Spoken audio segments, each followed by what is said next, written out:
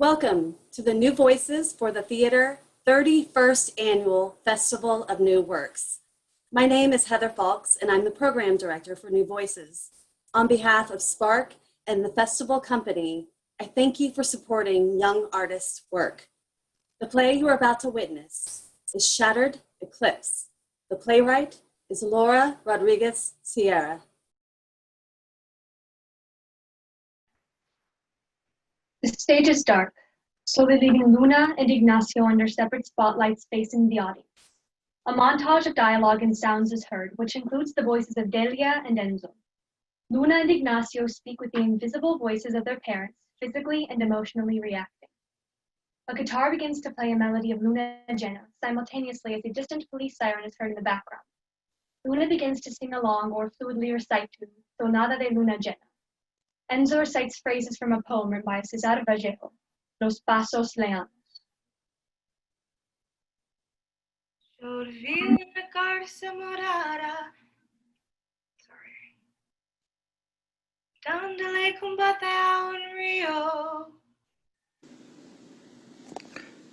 Hay soledad en el hogar. Se reza. Papá.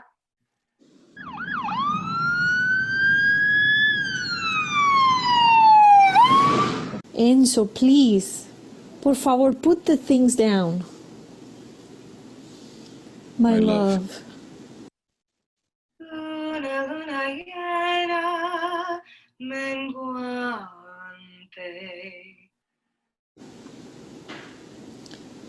Está ahora tan dulce. Si hay algo en el amargo, seré yo. The sour, so sweet. Bitterness. It is you. Enzo, no.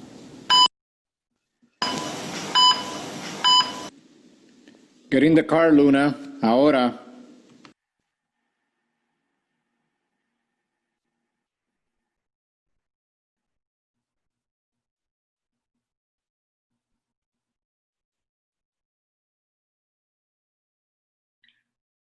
Mama, what is love? Enzo.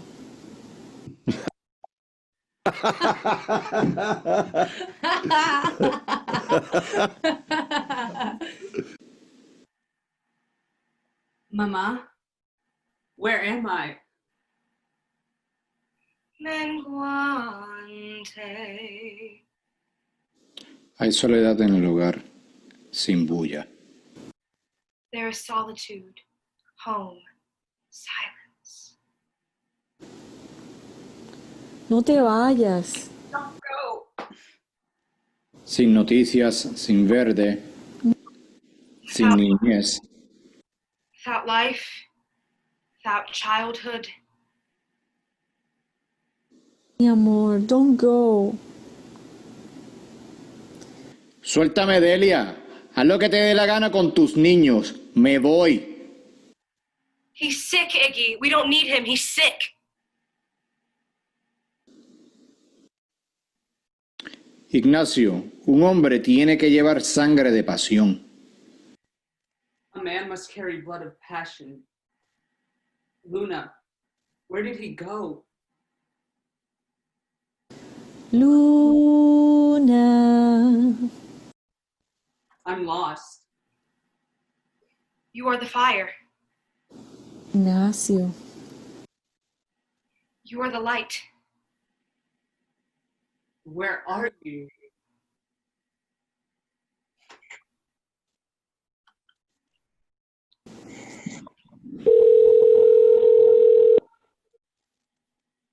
Papa?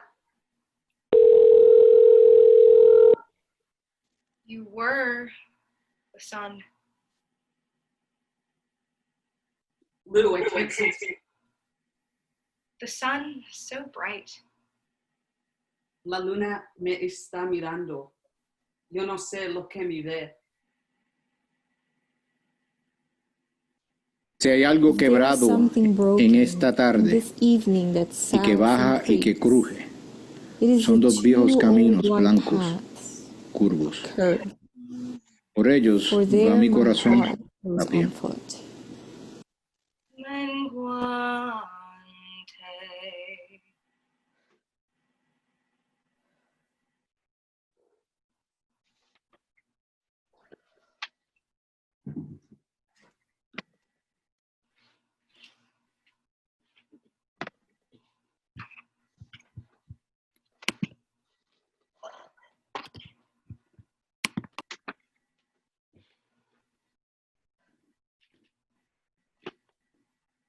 summer evening.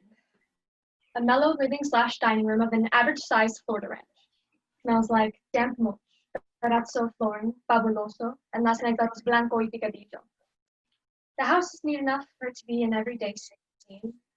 Perhaps some scattered bills on a table, a beverage half-sipped, a throw hanging on the sofa. The decor is homey, bright, and coordinated. The physical scene opens with Luna creating a new art piece. There's a splattered tarp in the living room. The coffee table has been pushed back. There are some other works of art from Luna lying on a large tarp. She's barefoot, wearing a blue and white head wrap and white moon earrings. Some evening salsa music is playing in the background. She keeps tracking the time. It's late. She's pensive, thinking what to title her almost finished artwork. Darkness. Fire. Sun. Black moon. Black sun. Darkness.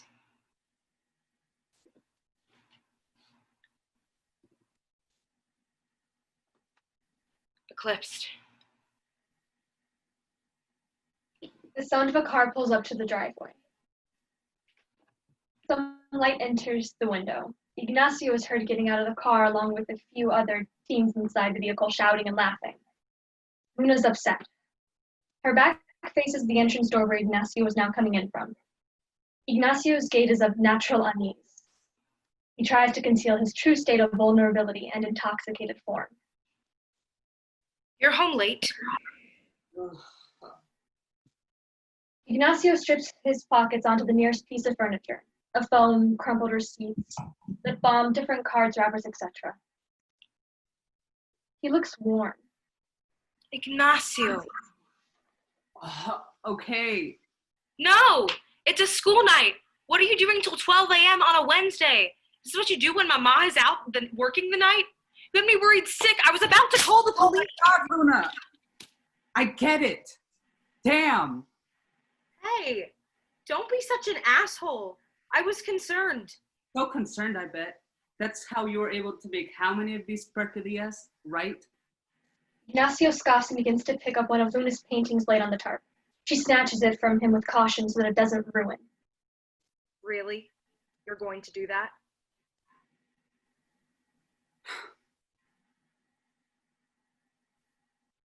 I'm hungry. Ignacio begins to head to the kitchen. Not far off stage, he replies to Luna.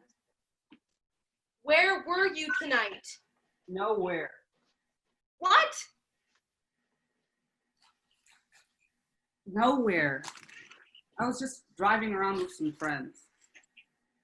You stink. I could smell that pasto and cerveza all over you. Where were you? Come on, Luna. Just let me eat some food already. I can't catch a break, you know. As if you didn't do any of that mess in high school, or even still do it. Don't do that, Ignacio, okay? Where were you? Who were you with? You were with Damien and Lorenzo. No, I wasn't. Mama got a call from school that you're failing math. Are you kidding me? The school year is almost over and you're just now deciding to screw things up? Screw things up? Yes, Ignacio, screw things up for yourself. Wow. Am I getting something wrong then? Are you not failing math? Mama just decided to tell me that you were... You two are always against me. I'm done with that shit, Luna. Let me do my own thing. Icky, please. You know I don't side with anyone, but hello? I come home to visit for the week and I find you coming home wasted and you still have school tomorrow and... What do you even care this much for? Exactly. You are visiting. You come and you go. You don't even live here anymore. Just go back to college already. Ignacio heads to another exit toward his room. Hey, aren't you gonna eat? The door slams. Luna's alone with her artwork. The music is still playing. She takes a deep breath. She observes her artwork in progress and falls to a concentrated perusal of the piece. Ignacio's phone buzzes. Luna battles whether she should look or not. She picks it up. Ignacio shortly walks in, checking his pockets for his phone. He looks up and sees Luna on his phone. Luna, what the hell, man? He heads quickly toward Luna, stumbling as he goes. Luna stops him with her hand. Luna, She goes to reach for the phone. Luna, give it back. What is this? What? Who is E? No one. Give it back. Is it Enzo? You're talking to Enzo? No. Luna. Ignacio retrieves his phone from Luna. She's in distress, conflicted, but sternly hides her expression. There's a moment between the siblings. The past arises in their minds. Why are you talking to him? What does he want? Silence. Icky, talk to me. When did he reach out? He didn't. I did.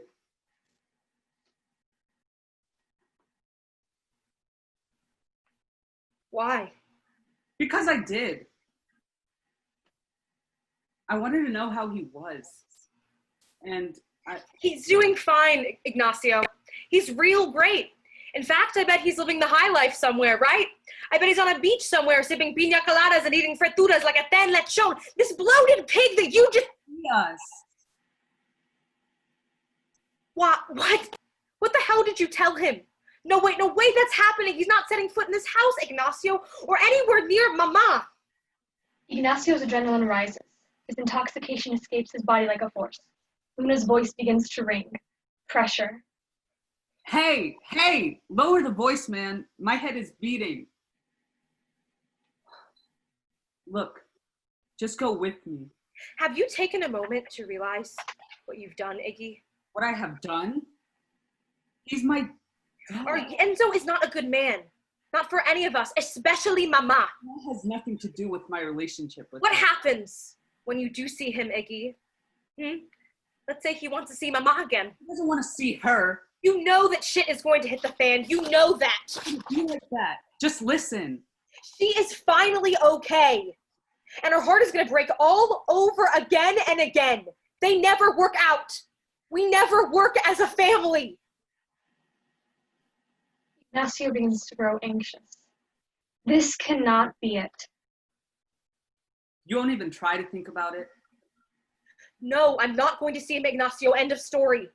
Luna, you haven't talked to him since. Ignacio stops himself. He begins to realize Luna's perspective. Since when, Ignacio? Say it. Since when? Since that day when he took us out, when Mama was out grocery shopping? That day? Lou. That day when he was drunk on the damn wheel, driving like a maniac? Okay, I get it. That same day when he lost his shit and we all saw red? Luna compassionately reaches for Ignacio's face where his scar is located. He pushes her hand and looks away.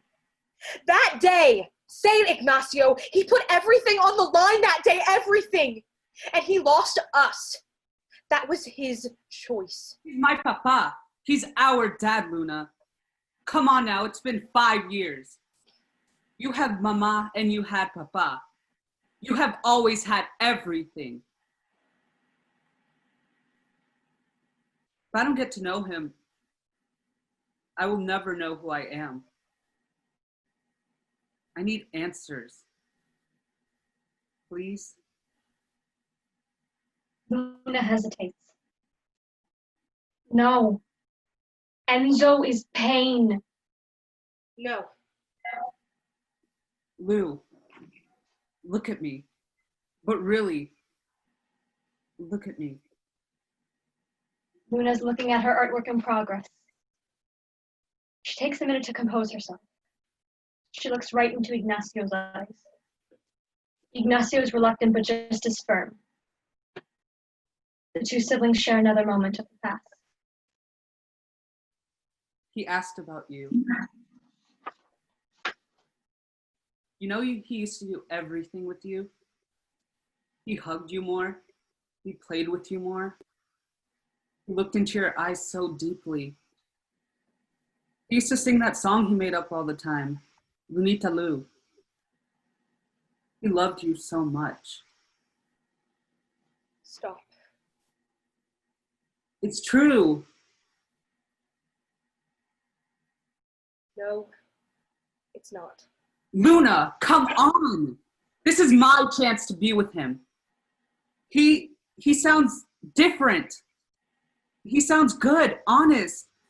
And I know that you're going to do whatever possible to stop me from seeing him alone or guilt trip me or something. Iggy, he's dangerous. Why are you saying that? It was just one mistake. 1,000 mistakes, Iggy. You think he's so evil, Luna? Like he wanted to hurt you. Yeah, I do.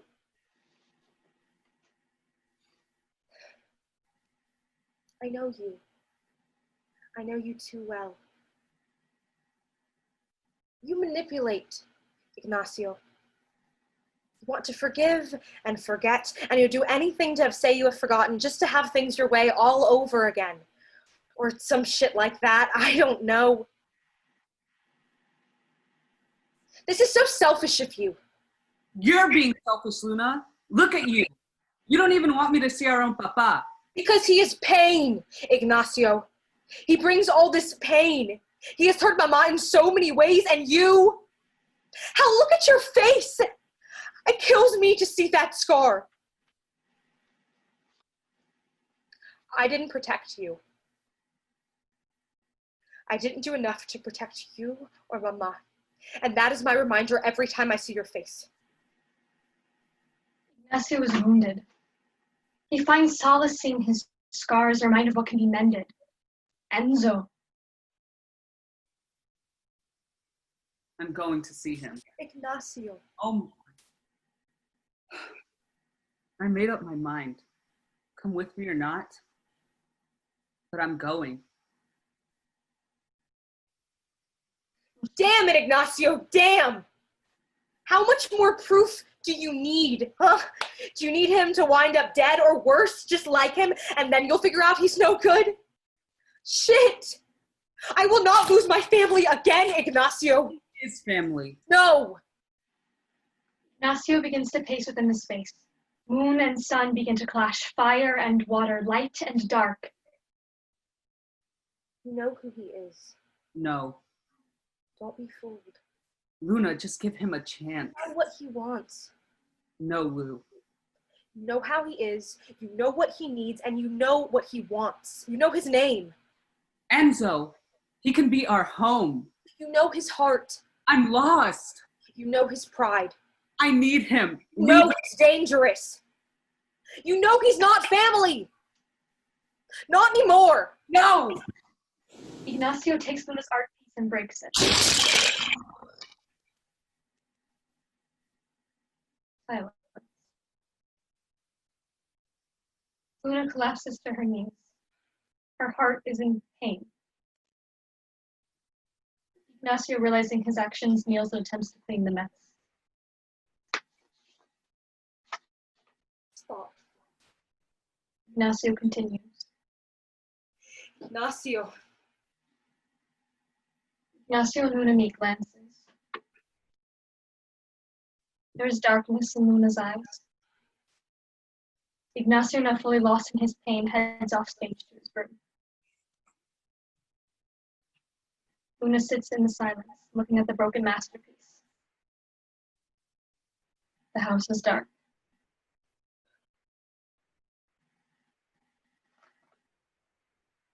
Ignacio comes back into the living room. He has a backpack on him. The siblings make eye contact. After a pregnant pause, Ignacio runs to his sister and drops the bag. Luna holds him tenderly. The two share a moment of vulnerability.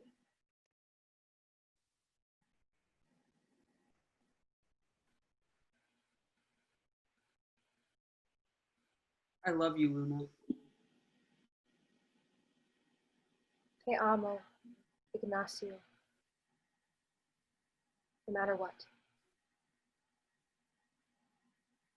Ignacio holds Luna's face, takes his bag and exits to the door, leaving Luna in the silence. She begins picking up the pieces of her work.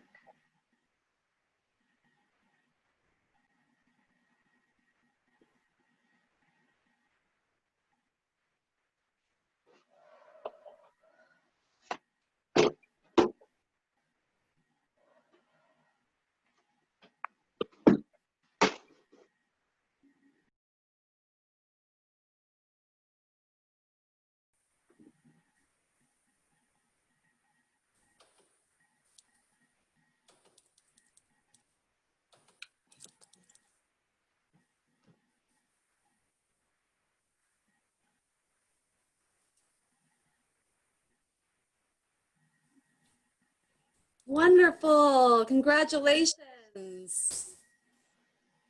As people are entering in for the talk back, what you're going to do is you're going to keep yourself muted, but just give me a wave. We're going to start with a traditional question for each of our playwrights. Historically, we have asked this question, so Andrew, take it away. Laura, how has your play that you submitted to New Voices changed and evolved during the process of the workshop last week with Jamie, our playwright in residence, and then with your actors and Amber this week in rehearsals?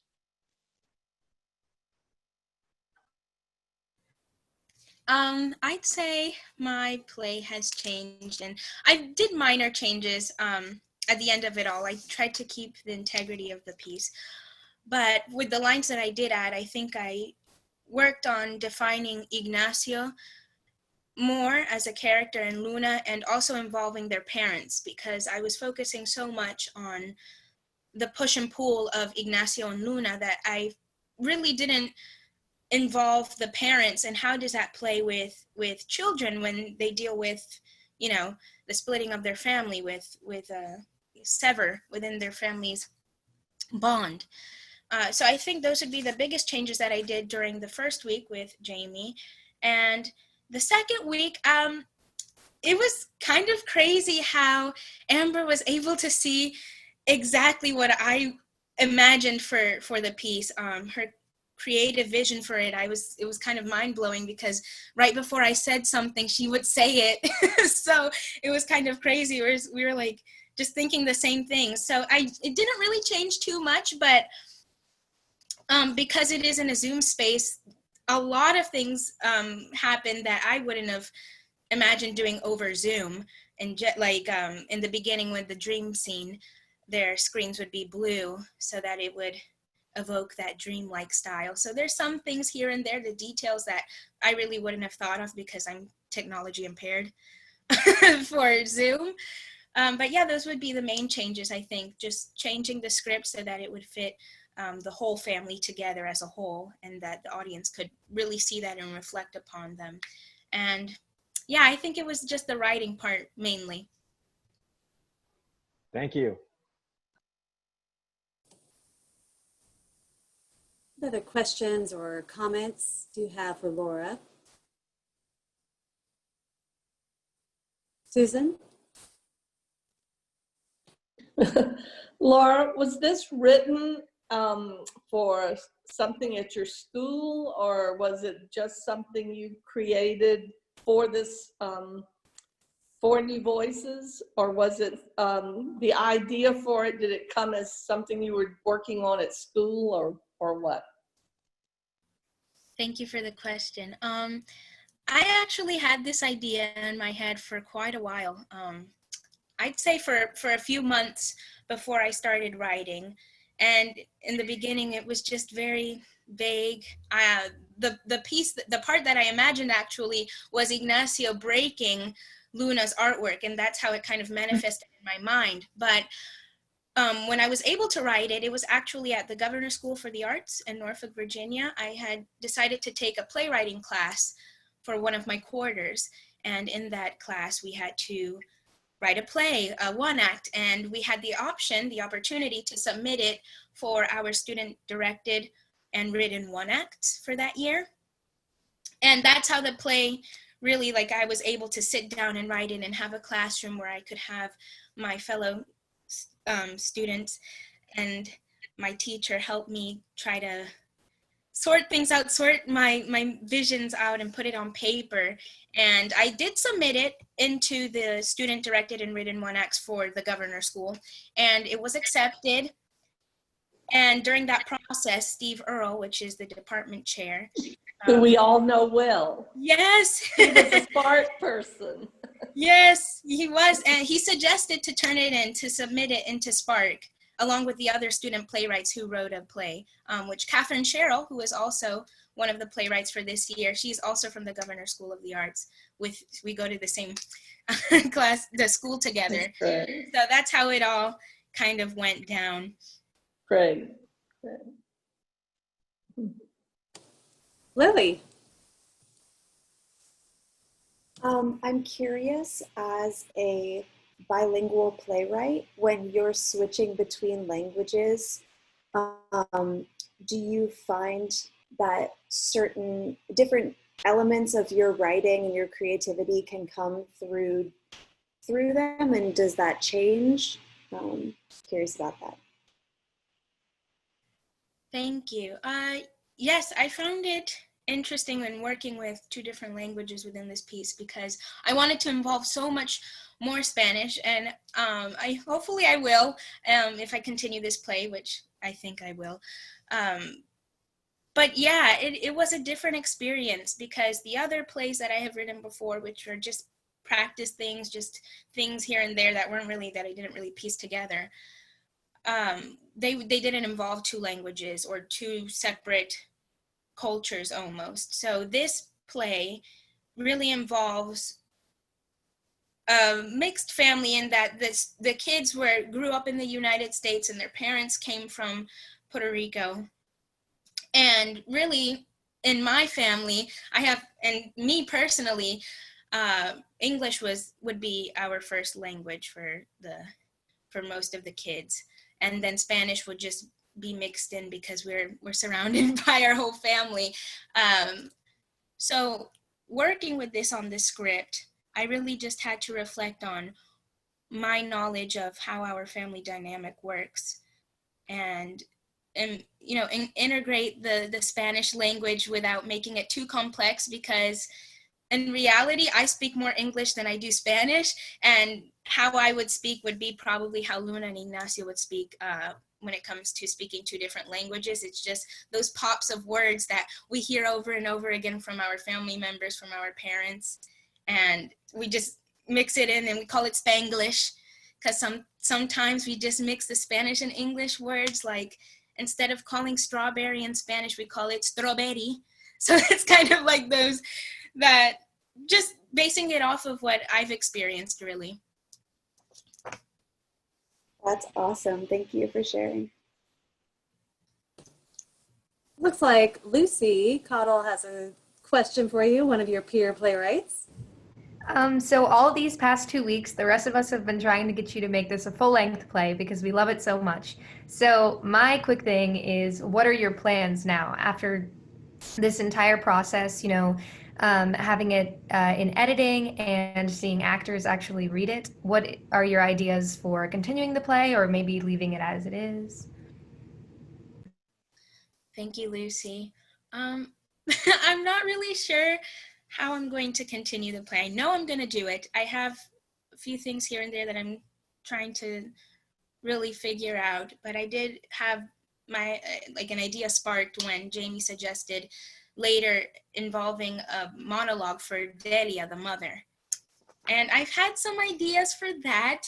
I am still trying to figure out where it's gonna head to, how is it going to end. I usually start envisioning one, like a climactic scene, and then from there I kind of just add the beginning and the end. So I'm really not sure. I'm kind of like in the middle here. I just have some ideas that I don't really know how to execute. I have some ideas but yeah, it's kind of in the air, but I want to do it. I want to do it. So I will make that a goal to complete it and make it a full length. I'm just not sure how, and we'll see when it happens. Well, step one is the desire to do it, right? So you're yes, exactly. just right? If Jamie wants to add anything to that, certainly welcome it. Any other questions or statements? You can do it. Do it. Do it. Do it. Do it. Just get to writing. Andrew, you have a question? I do. Laura, the art piece that we see in your play, who did that? That would be me. That's awesome. It was yes, beautiful. They're two separate, thank you. They're two separate paintings. The Luna and Ignacio, the red painting and the blue painting are two separate ones. But for the purposes of Zoom, I combined them, did a little editing. So I'm not that technology impaired, but I was able to kind of it looks great. So my next question is, did the art pieces, did they predate the play, or did the play come first? And then the art pieces? The play came first, yes. For the one act in the governor's school, we basically had to bring in our own props, and it's really a student thing. Like the students just all work together to bring in the props and the set pieces. So when we were first put into quarantine, when we were mandated to just for the first 2 weeks, I believe it was for 2 weeks before any further notice, I still was like, all these things were happening in my head. So I was like, you know what? I'm just going to paint, and I'm going to have hope that this isn't going to really like become a grand thing. So I just spent the nights painting, and unfortunately we received the news, but it's for the best to keep everyone safe and healthy. But I'm glad I was able to still use those paintings and for the world to see them. Yeah, they added so much to the performance. So thank you. Thank you. And Heather, that takes us to the end of our time for the talkback. Well, you know, I'm just blown away by the multi-talented Laura Rodriguez Sierra. Give it up for the Shattered Eclipse ensemble, cast and crew, director. Beautiful work. Thank you.